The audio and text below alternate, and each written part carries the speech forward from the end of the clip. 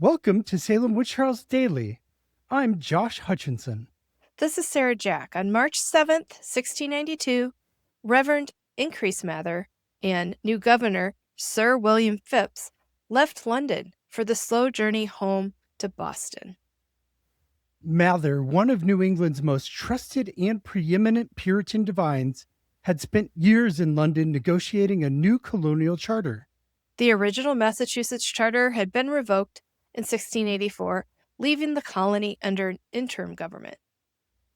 While in London, Mather used his considerable influence to secure the appointment of Sir William Phips, a Maine-born treasure hunter and military man with little political background and a terrible track record as a military man also, as the first royal governor of the newly established province of Massachusetts Bay. Because Phips and Mather were away on their return journey, the early months of the Salem witch hunt unfolded under this interim colonial government that lacked an official charter or legally established high courts to try capital crimes. When Phips and Mather finally do arrive in mid-May 1692, they bring the new 1691 charter, which effectively mandated religious tolerance for all Protestants. By the time Governor Phips stepped off the boat in Boston, Massachusetts jails were overflowing with accused witches. Unsure of how to handle the unprecedented crisis, Phips hastily established the Special Court of Oyer and Terminer, which means to hear and determine, to process the massive backlog of prisoners. In Cambridge, Massachusetts, on March 7, 1692, local ministers held a meeting to discuss a subject that weighed heavily on them. At the time of the outbreak of the witch trials, Puritan ministers were deeply anxious about a perceived decline in the colony's moral values and religiosity. They operated under a worldview that the English settlers had built their city upon a hill in what was previously the devil's territory, and they did believe Satan was now orchestrating a vast diabolical conspiracy to pull down Christ's church and replace it with his own dark kingdom. Because of the perceived generational drift from piety, ministers feared that God was angry and was casting judgment on the province, allowing Satan to afflict the colonists as a punishment for their sins. In order to stop provoking God, they sought a moral reformation.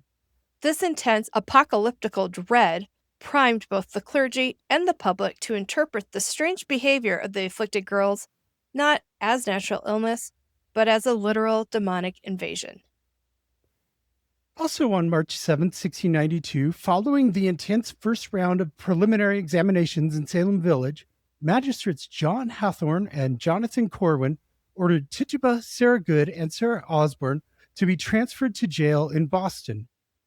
This was standard procedure at the time, as suspects in capital cases were generally held in Boston to await trial before the colony's highest court, which wasn't available. The conditions in the 17th century Boston prison were horrific. It was dark, freezing in the winter, festering with vermin, and the transfer had devastating consequences. Sarah Good was sent to the prison accompanied by her infant daughter, who had just been born a few months prior in December of 1691. Though the Boston jailkeeper purchased blankets for the baby, she tragically died in the foul prison conditions before June. The prisoners were later joined by Sarah Good's 4-year-old daughter, Dorothy Good, who was transferred to the Boston jail on April 12th.